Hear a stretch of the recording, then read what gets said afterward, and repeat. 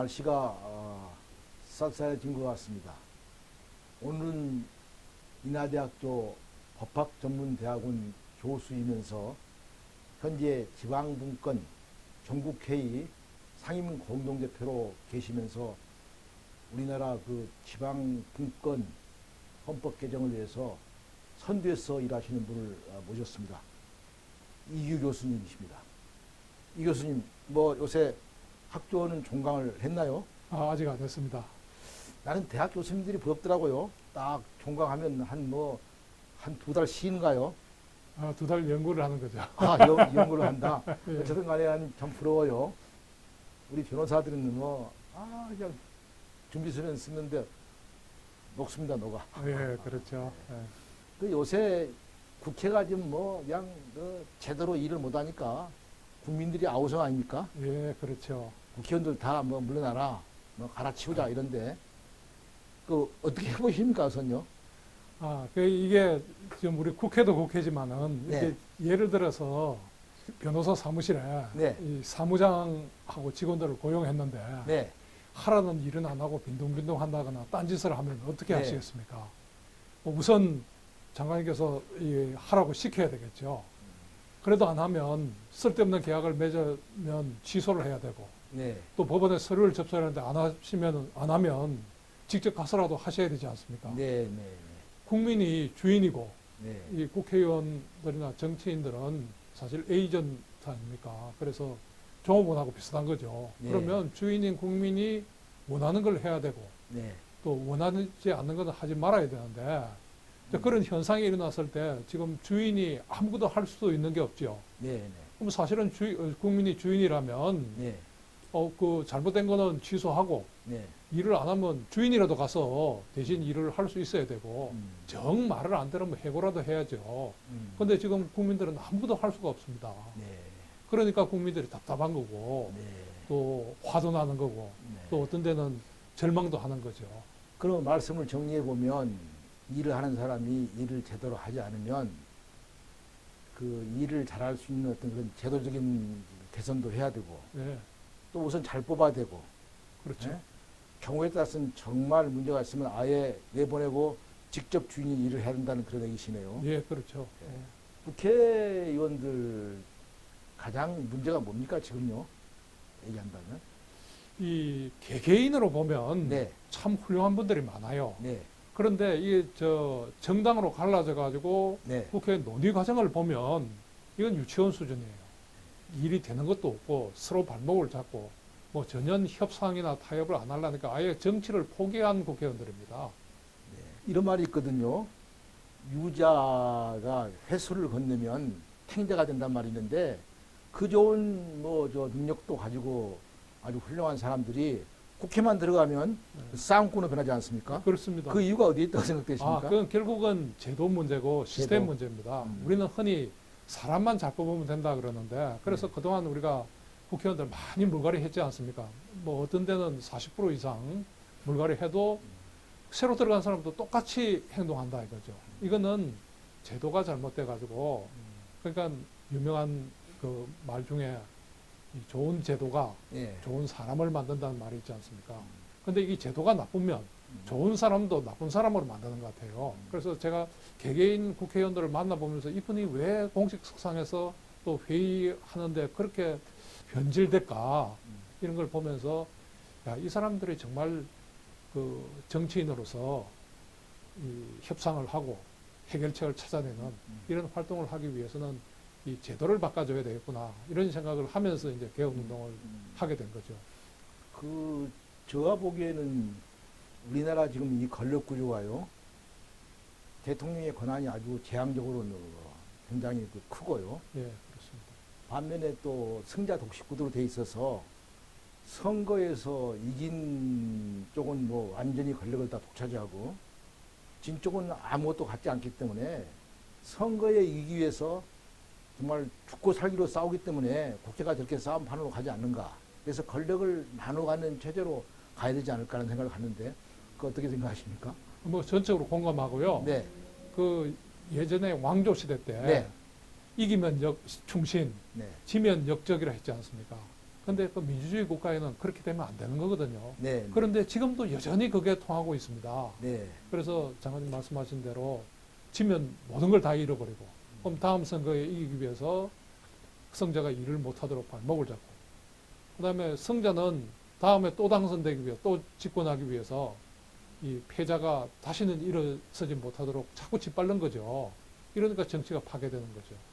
만일에 이제 국회 뭐 제도가 문제다라고 이제 한다면 그 우리 이규 교수님께서 정말 그 많은 연구를 하신 그 국회의 어떤 그 제도를 바꾸는 문제, 네. 바꾸고 얘기하면 국민의 대변자라고 하는 국회가 국민의 대변을 못할 때는 현재 뭐 대의제 민주주의를 갖다가 좀 바꿔서 뭐 직접 민주주의로 가야 된다 이런 말도 있는데 그 점에 대해서 한번 대의제 민주주의와 직접 민주주의의 관계라든지 직접 민주주의를 할 때는 어떤 제도가 있는지 한번 말씀해 주시겠어요?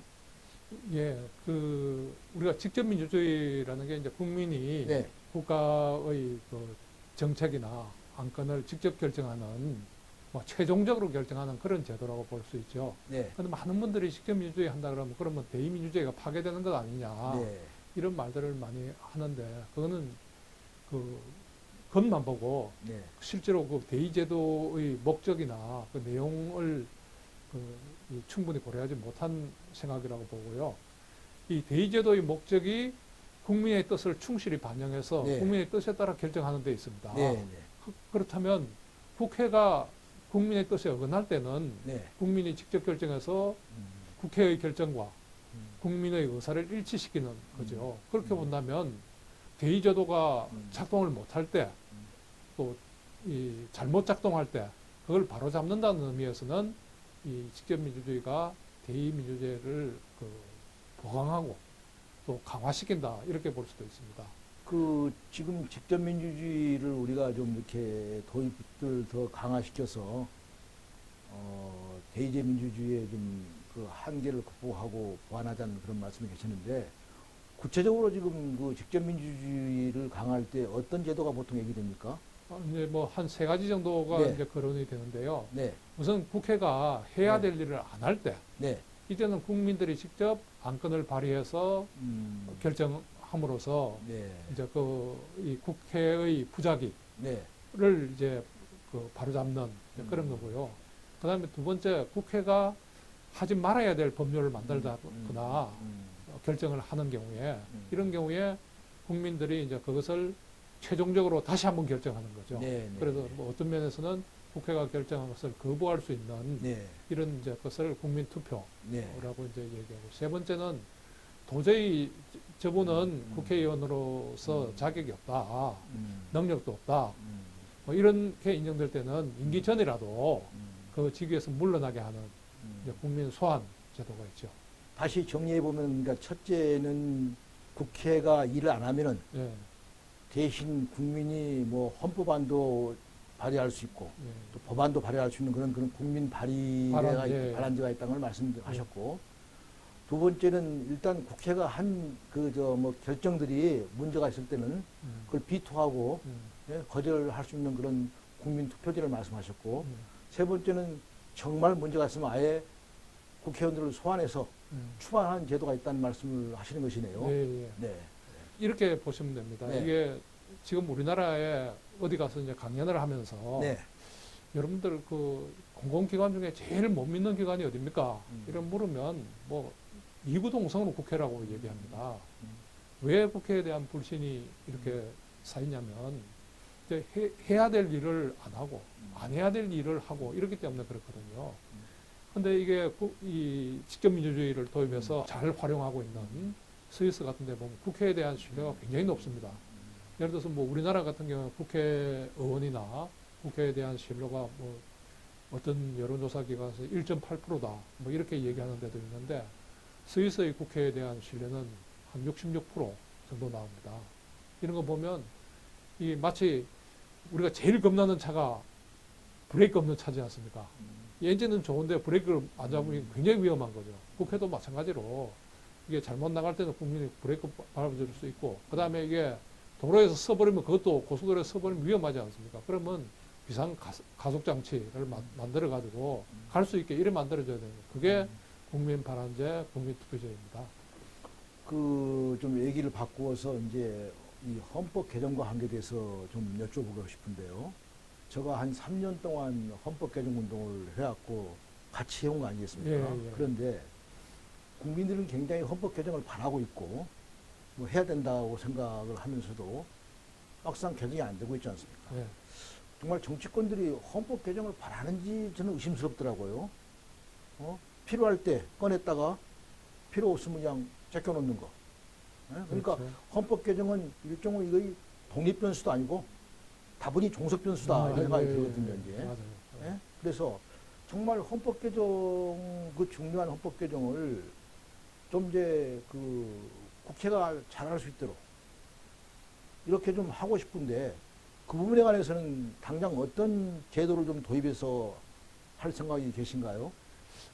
좀 뭐 다른 얘기를 네. 좀 이렇게 해보면 우리나라의 전자산업이 네, 이렇게 세계를 제패하는 이렇게 된 배경이 뭔가 이런 거를 한번 생각해 보면 사실 뭐 제가 그 독일 유학 80년대 갔을 때 그 우리나라 TV 이건 뭐 저 구석에 네. 처박혀 있었는데 네. 그게 뭐 90년대 들어서면서 그게 뭐 아주 그 쇼윈도의 그 아주 중앙에 이렇게 자리 잡은 그 배경은 저는 그렇게 봅니다. 처음에 이제 LG가 독점하고 있을 때 네, 그때는 그렇게 혁신이 많이 일어나지 않았습니다. 그런데 삼성하고 경쟁을 하게 되니까 네, 뭐 정말 사활을 걸고 혁신을 하게 된 거죠. 네. 그것이 우리나라 전자산업을 일으킨 원동력이 아닌가 이렇게 보는데 법률 개정이라든지 정말 어떤 제도를 만드느냐 하는 게 그 나라의 운명이 걸렸을 수도 있거든요. 네, 예. 그렇다면 이거를 좀 지금 국회에서 독점하고 있는 이런 시스템을 주인인 주권자인 국민하고 좀 경쟁을 하게 이래 만들어 보면 어떨까. 네. 그렇게 되면 국민들이 헌법 개정안을 발의할 것 같은 이런 조짐이 일어나면 네. 국회의원들이 빨리 그 캐치해서 그 이제 헌법 개정안을 발의해서 통과를 시키겠죠. 네. 그래서 그렇게 이제 국회가 활동을 잘하면 국민들이 국민 발언권을 가지고 있어도 행사할 필요가 없습니다.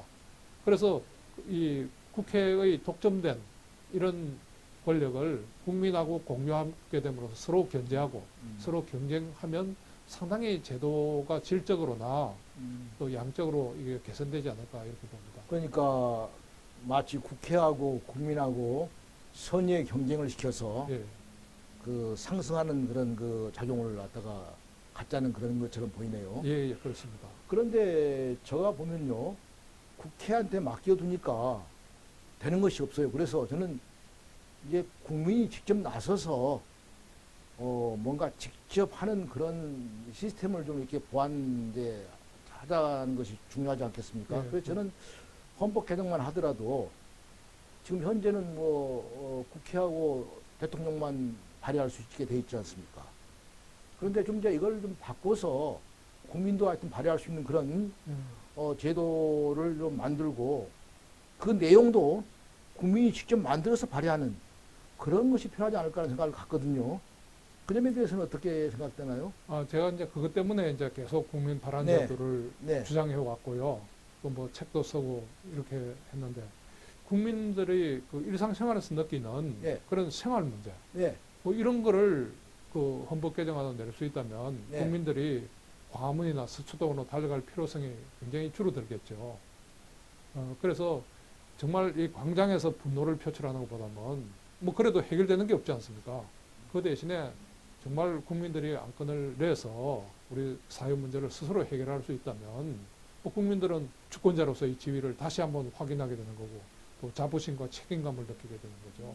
그래서 저는 이 국민 발언제를 특히 우리나라 같이 이 정치인들이 그 국민의 뜻하고 상반된 뭐 그런 방향으로 가는 나라에서는 반드시 필요하다고 보고요.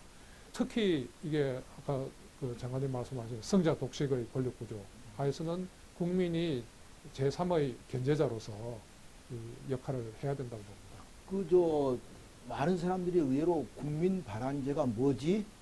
국민이 뭐 헌법 개정을 발안한다는 말이 무슨 말이지? 이렇게 물어보는 사람이 많거든요. 그래서 한번 우선 헌법 개정과 관계돼서 특히 국민 발의권이라는 것은 뭔지 국민 발언권이라는 것이 뭔지 한번 말씀해 주시겠습니까?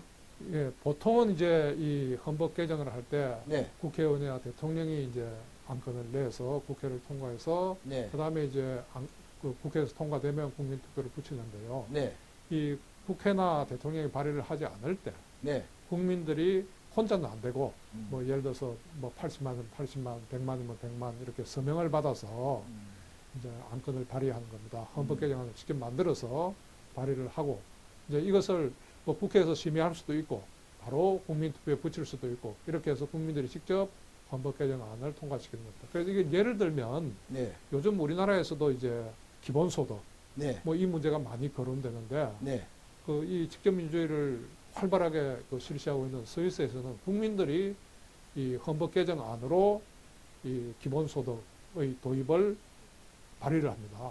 그래서 이것을 치열한 뭐 한 1년 내지 한 2년 정도의 토론을 거쳐 가지고 국민투표에 붙인 겁니다. 그런데 이제 그 경우는 국민들이 뭐 한 77%의 국민들이 아 이거는 그 우리 사회에 맞지 않다. 그래서 거부를 해서 뭐 부결된 그런 적이 있습니다. 제도와 한계에 대해서 우리가 더 쉽게 얘기한다면 헌법 개정을 하기 위해서는 누군가가 개정안을 내놔야 되지 않겠습니까, 이제? 그러면 이제 그걸 내놓으면 국회에서 의결이 되면 다시 국민투표를 이제 붙여서 또 국민들의 승인을 받는 것이 지금 절차 아닙니까, 이제 현재? 예, 근데 현재는 그런 절차인데 발의권은 현재는 지금 국회하고 대통령만 가지고 있지 않습니까? 국민은 발의를 할 수가 없고 단지 국민은 청원, 헌법 개정 좀 해주십시오 하는 청원만 할 수 있는 거 아니겠습니까? 예, 근데 최근에 사람들이 이거 우리가 청원만 하니까 안 된단 말이야. 국회도 안 하려고 하고 대통령도 안 하려고 하면 되는 것이 없다 해가지고 아예 과거 유신 전에는 국회하고 국민이 발의를 할 수 있었는데 지금은 국회하고 대통령만 발의할 수 있는데 대통령을 제끼고 직접 국민하고 국회가 발의할 수 있도록 이렇게 발의할 수 있는 그 기관을 국민을 집어넣자는 거 아니겠습니까? 예, 쉽게 그렇죠. 얘기해서. 예, 예. 이게 어느 나라다 보면 네네. 이 대통령에게 개헌권을 주면 네. 굉장히 위험해집니다. 그래서 네. 그거를 이 국민투표를 말하는 레퍼런담이 아니고 그 플레비시트라 해서 이게 네, 예. 대중영합적인 포퓰리즘으로 갈 가능성이 많기 때문에 권력자에게는 이 발의권을 안 주는 게 맞고요.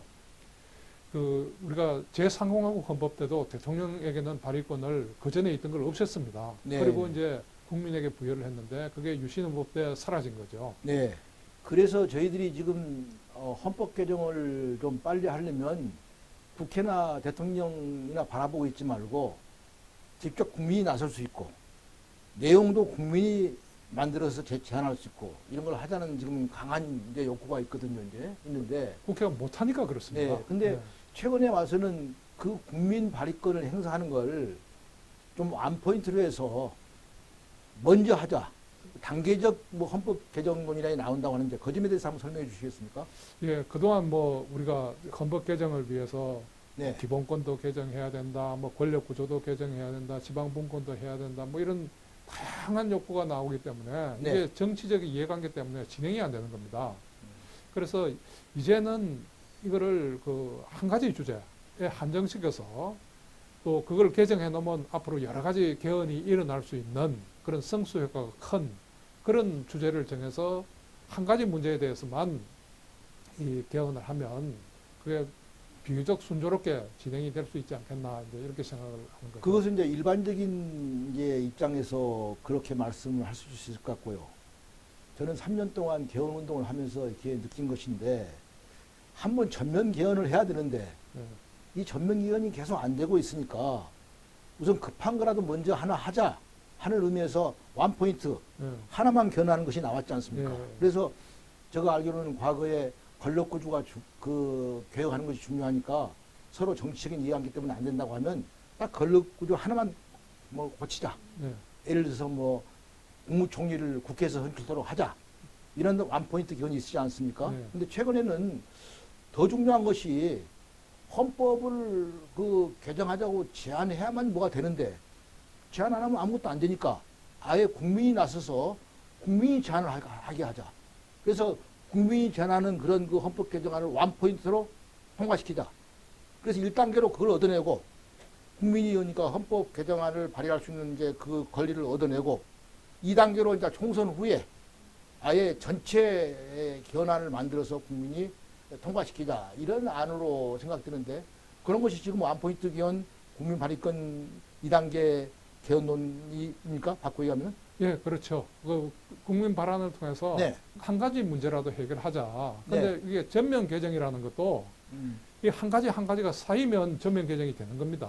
그래서 실내로 그 스위스에서 전면 헌법 개정이 2번 있었는데 그 1848년 이제 헌법이 개정된 다음에 한 160번 가까이 헌법이 그 이 단일 주제로 헌법 개정이 되었습니다. 그러니까 이제 이거를 체계화한다는 그런 의미에서 이제 전면 개정을 한번 한 적이 있거든요. 그게 1874년의 개헌입니다. 그 마찬가지로 우리의 경우도 한꺼번에 다 하려고 하니까 이게 어렵지 않습니까? 그러면 한 가지씩이라도 이걸 해결해 나가고 국회의원들이 그걸 안 한다면 국민들이 그걸 할 수 있게 묶고 나왔던 손발을 풀어주면 이게 그 우리의 그 국가 발전이나 국민들에게 그 불편을 초래하는 이런 헌법 조항들이 한 가지씩 해결돼 가지 않을까 이렇게 생각합니다. 저는 이번 원포인트 국민 그 개헌 발의는 좀 다른 각도에서 보고 싶거든요.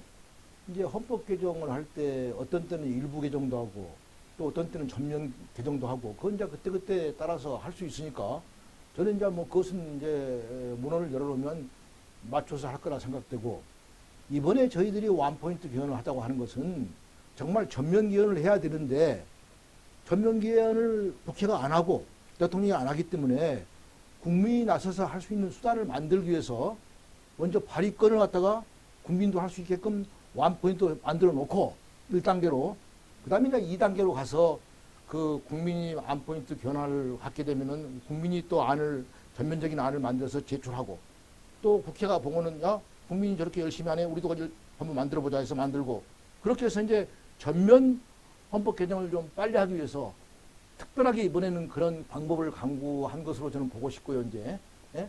앞으로 이제 그렇게 한번 전면 개정된 다음에 지금 말씀하신 것처럼 뭐 그때그때 필요한 문제가 있으면 언제고 부분 개정도 할 수 있지 않겠습니까? 그건 그렇죠. 다음 문제라고 보는데 네. 그래서 이번에 20대 국회에서 좀 그 원포인트 국민 발의 개헌안이 통과되면 나는 21대에 가서 그 골든 타임 그러니까 21대 총선에서 대통령 선거 때까지 한 2년 동안 골든 타임인데 그때 뭔가 헌법 개정을 제대로 할 수 있을까 하는 생각이 들거든요, 이제.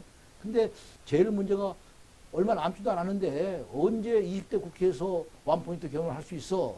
그건 이상이야 이렇게 말하는 사람들이 있는데 그 점에 대해서 어떻게 생각하십니까?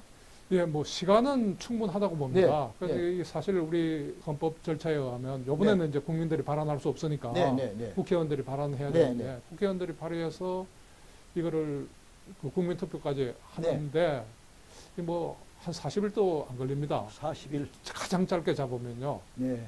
그래서 조금 여유 있게 지금 아직까지 뭐 그 내년 총선이 4월 15일이니까 아직까지 뭐 몇 달 남았지 않습니까? 그러면 마음만 먹으면 뭐 충분히 가능하다고 보고요. 또 중요한 거는 정말 이번 국회가 이대로 끝나면 그 소위 말하는 아무것도 한 일이 없는 무의도식한 국회로 끝나고 또 더 중요한 게 각 정당에서 20대 국회 안에 그 헌법을 개정했다고 다 약속을 했습니다. 그러니까 만약에 이게 그 아무런 개헌 조치 없이 끝난다면 정말 이 국민들의 신뢰를 또 국민들에게 한 약속을 저버린 믿을 수 없는 정당 또 국회 이렇게 되어버리는 거죠. 그렇기 때문에 한 가지라도 하고 또 그 한 가지가 앞으로의 개헌이라든지 뭐 법률 제정이라든지 이런 물꼬를 트는 그런 개헌이 되어야 된다는 거죠. 근데 지금 말씀하신 것처럼 20대 국회에서 그 원포인트 개헌을 하기 위해서 시간이 저는 뭐 이제 선거법이 좀 잘 통과되고요. 12월 중순부터 해서 한 2달 동안 정도 그 원포인트 개헌을 할 수 있는 그런 시기가 있다고 저는 이제 생각되거든요. 그래서 열심히 해야 되는데 제일 걱정되는 것이 국회의원들이 이제 일일이 나서가지고 우선 그 150명이 발의를 하고 안포인트 개헌에 대해서도요. 예, 예. 다시금 이제 또 의결도 해야 할 텐데 곧 공천도 있고 하기 때문에 국회의원들이 그걸 원하면서도 지도부 눈치 보고 안 하고 있을 수가 있거든요. 그래서 이걸 어떻게 우리가 극복하느냐.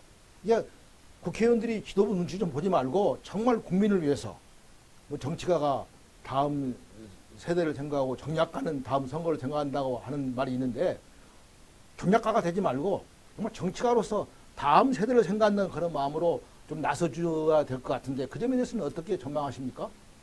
예, 아마 지금 정치인들, 그 국회의원들은 네, 다 마음이 네. 내년 총선에 가 있을 겁니다. 네, 네, 네. 그래서 결국은 유권자들이 나설 수밖에 없습니다. 네, 네. 그래서 연동형 비례대표제를 도입한다고 하는데 네, 그 정당 후보자 공천 과정 이거 완전히 지금 깜깜입니다. 네, 그래서 국회에서 정말 훌륭한 후보자를 공천한다는 그런 걸 보여줘야 되는데 특히 바로 이 문제입니다.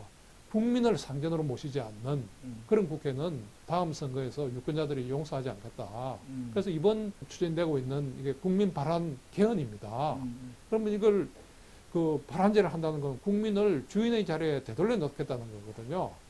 그렇다면 만약에 이것을 반대하는 국회의원이 있다고 하면 그거는 반주권적인, 반국민적인 그런 국회의원이죠. 이런 사람은 다음 선거에서 당연히 떨어뜨려야죠. 그래서 뭐 이게 국민 지역구에서 주민들이 정말 이거라도 우리 해달라 이런 요청을 하고 그게 안 되면 내년에 당연히 그 국민을 또 주권자를 무시하는 이런 국민을 떨어뜨리는 뭐 그런 낙선하고 연결된다면 상당히 국회의원들이 이 정신을 차리지 않을까 이렇게 생각합니다.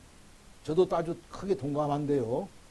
지금 국회의원들이 정말 옳다고 보는데도 불구하고 지도부의 어떤 입장을 거슬러서 행동했다가 공천을 못 받으면 어떻게 하냐 이런 어떤 그 우려도 갖고 있는 것처럼 보이기 때문에 이제 그게 문제인데요.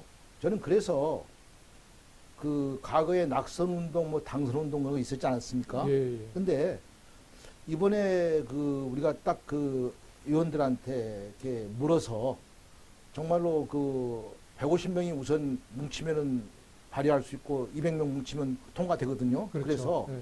국회의원들한테 물어서 정말 이번에 하겠습니다 하고 나서는 사람들은 정말 신문에 이런 데 공개해가지고 이런 사람들이 국민을 위해서 진짜 의원들입니다. 이런 사람들은 국회에 나가서 다시 계속 일해야 됩니다 하고 우리가 당선운동을 해줄 수 있다고 생각합니다. 저는. 그것도 좋은 방법입니다. 그리고요, 예. 제가 선관위에 가서 여쭤봤어요. 낙선운동, 당선운동이 있는데 선거법에 걸리지 않느냐 하니까 그 지혜롭게 하면 전혀 안 걸린다고 그러더라고요. 그래서 저는 선거법에 걸리지 않은 범위 내에서 좀 국민들이 제대로 사람을 뽑도록 제도도 중요하지만 사람도 중요하니까 그런 운동도 할 겸 이번에 개헌도 할 겸 두 개를 동시에 하는 그런 노력도 할 필요가 있다고 생각합니다. 예, 그 좋은 말씀이고요. 차제에 예, 이 국회의원들이 독립된 국가기관인데 네, 이게 지금 각 정당 이 수뇌부한테 매여가지고 뭐 100명 국회의원이 있는 당도 한 명 있는 거하고 차이가 없어요. 그래서 차제에 공천권을 국민에게 돌려주는 그런 것도 함께 좀 진행이 됐으면 좋겠습니다. 지금 공천권을 올바르게 행사하도록 제도화해 놓고 그 다음에 그런 바탕하에서 헌법 개정 문제에 대해서 발의권 행사에 동참하라고 하기는 시간적으로 봐서 너무 촉박하기 때문에 그런 그 공천권의 올바른 행사까지 우리가 먼저 손보기는 쉽지 않지 않습니까? 그렇죠. 네, 그래서 이제 그건 뭐 국민들이 당연히 요구하는 걸로 이렇게 저는 보면 되겠습니다. 필요하다면 각 당에 대한 지지도 한번 파악해가지고 알려서 이 당이 정말 국민이 원하는 헌법 개정을 갖다가 하지 않으려고 합니다 하는 걸 갖다가 공포하는 것은 가능하다. 그 좋은 압박을 아이디어입니다. 가하는 예, 예. 그래서 요즘은 뭐 모든 게 의사 단위가 결정 단위가 정당 단위로 이루어지기 때문에 뭐 정당에 대해서 이 찬반을 묻는 것도 굉장히 좋은 방법 같습니다. 그런데 이제 약간 또 생각을 좀 돌려서 한번 여쭤보고 싶은데요. 국민 발의권 뭐 이제 발안권이라도 보통 하는데 저는 발의권이라는 말을 쓰는데요. 일종의 직접 민주주의의 한 형태인데 이것이 경우에 따라서는 남용돼서 사실상 대의제 민주주의의 그 근간을 흐트리지 않을까. 또 이것이 포퓰리즘으로 가서 오히려 광장의 어떤 정치를 더욱더 만드는 결과를 초래하지 않을까. 이런 걱정하시는 분이 계시더라고요. 그 점에 대해서는 어떻게 생각하십니까? 예, 그 뭐 우리가 어렵게 얘기할 거 없이요. 네. 직접 민주주의를 많이 하는 나라에 가보면 됩니다. 그래서 어느 나라에서 정말 이렇게 100만 인파가 모여서 매주 이렇게 하는 나라는 없거든요. 이게 네.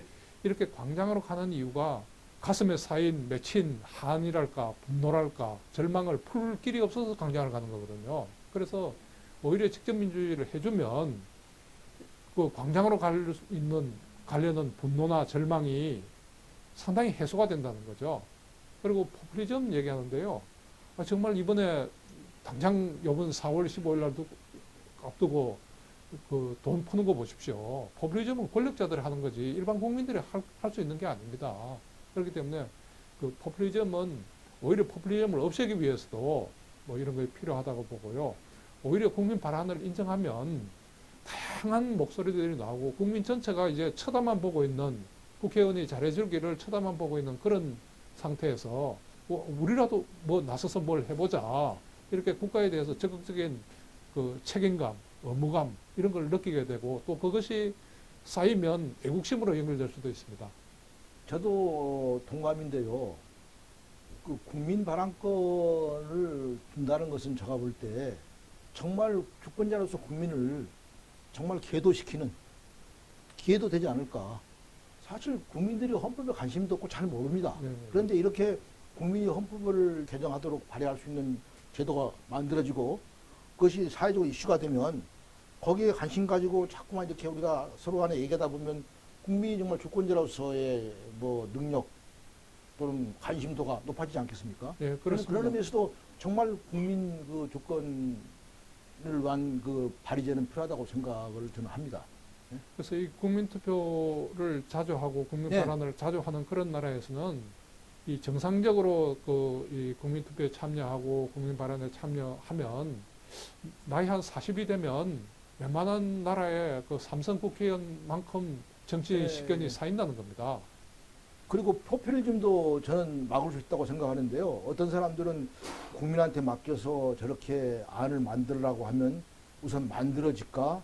또 만들면 일방적으로 만들어지지 않을까 하는데 우리가 역사에서 보지만 일단 올라가도 국민이 비토를 하더라고요. 국민이 네, 만들어는 맞습니다. 국민이 비토하고요. 네. 아까 말씀했지만 스위스에서는 1인당 뭐 고정적으로 누구한테나 월 얼마씩 수입을 주자는 그런 안이 나갔지 거의 않습니까? 300만 원 주겠다 예. 했죠. 예. 근데 그것이 국민이 볼 때는 다 혹하고 하자고 할 것 같은데 한 몇 년 동안 그 공들여서 만든 거 안이 올라갔는데 국민들이 비토했지 않습니까? 네, 토론을 해보니까 네, 네. 아직까지는 아닌 것 같다 네, 네, 이렇게 네. 한 거죠. 예. 난 그런 걸 보면 국민은 상당히 지혜롭고 네. 그렇게 국민이 엉뚱한 거 누가 뭐 주장한다고 해서 그게 되지 않는다고 보기 때문에 나는 오히려 이것이 국민들을 교화시키고 정말 국민이 진정한 참여의 길을 여는 방법이라고 저는 생각을 합니다. 그래서 충분히 수고 기간을 네. 주고 공공 토론을 거친다면 네. 오히려 국회에서 통과되는 것보다 더 지혜로운 안이 네. 나올 수 있습니다. 이제 원포인트 개헌을 좀 정말 해야 된다고 생각되는데 혹시라도 아까 뭐 그 낙선운동, 당선운동 얘기 나왔지만 그 밖에 이 저 운동을 성공시키기 위해서 뭐 좋은 방법이 떠오르신 거 계신가요? 뭐 예를 들어서 국민들이 네. 뭐 서명 운동을 해서 네. 이 지역구 단위로 네. 서명 운동을 해서 그 지역의 이제 후보자들에게 전달하는 뭐 그런 네. 방법도 있을 수 있고요. 어. 그다음에 이제 지금 국회의원들과 새로 국회의원이 되려고 하는 사람들 네. 사이에 이 정책 경쟁의 한 주제로서 국민 발언 뭐 이걸 도입하면 상당히 그 사회적인 이슈가 될 것 같고요. 그다음에 이제 각종 그 공공 토론 뭐 이런 걸 통해서 국민들 사이에 전파하는 뭐 이런 게 필요할 것 같습니다. 끝으로 한번 여쭤보고 싶은데 지금 우리 저 이 교수님께서는 이번에 그 1차적으로 다음 개헌을 위해서 임시로 만드는 개헌안이라고도 볼 수 있는데 그 국민 발의권의 내용은 어떻게 담았으면 좋겠습니까? 예를 들어서 뭐 100만 명으로 하되 국민이 발의해가지고 국회가 통과시켜주지 않으면 바로 국민투표를 갖다 붙여버리자는 얘기도 있고 과거처럼 뭐 발의하고 국회가 의결하는 절차는 밟아야 된다는 의견도 있는데 어느 것을 원하신가요?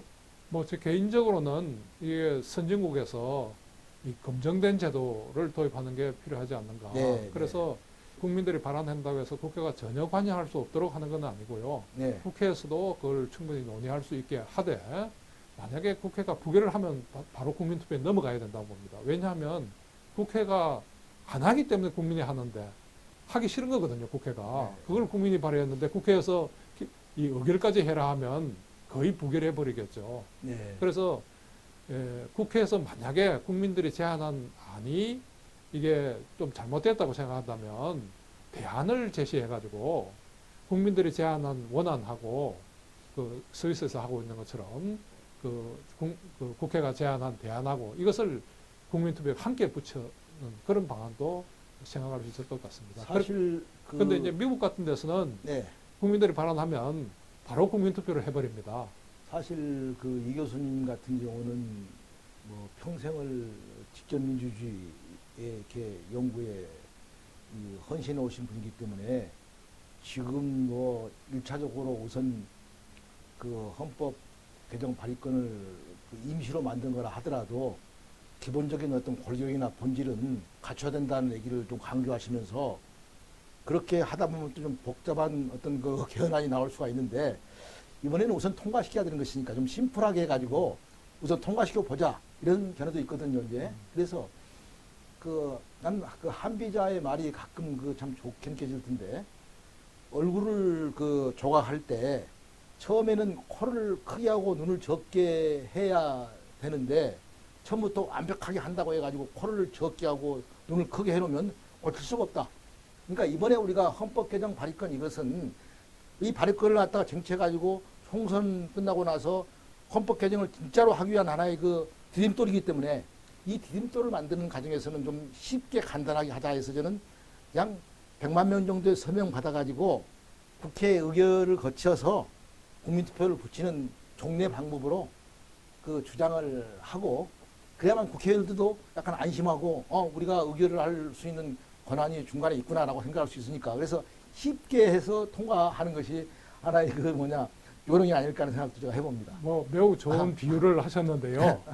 이 국민 발언 이게 눈인지 네. 아니면 콘지 그거를 공정 토론에 이렇게 붙여보면 네. 뭐 국민들이 자연스럽게 이 정도는 가야 되겠다 이런 안이 나오지 않을까 이렇게 보고요. 이게 또 처음 이게 임시적으로 도입하는데 저는 그렇게 보지 않습니다. 원포인트라도 이거는 정말 우리 헌법을 바꾸는 제대로 된 헌법안이 돼야 된다. 그래서 뭐 이게 임시니까 뭐 대충 만들어야 된다 이게 아니고 한 가지라도 그 원포인트만큼 웬만큼 그 질적 수준은 보장돼야 된다 이렇게 봅니다. 이 교수님의 그 우려도 감안해서 앞으로 이 원포인트 헌법 개정 운동을 갖다가 펴기 위한 그 절차적인 방법으로서 한 20곳 이상의 시민단체가 모여서 심도 있게 논의한 다음에 우리가 국회에 원포인트 개헌을 해주시오 하고 내는 안에 대해서 한번 논의를 우리가 하기로 했지 않습니까? 예, 그래서 그렇죠. 그 논의를 예. 거쳐서 예.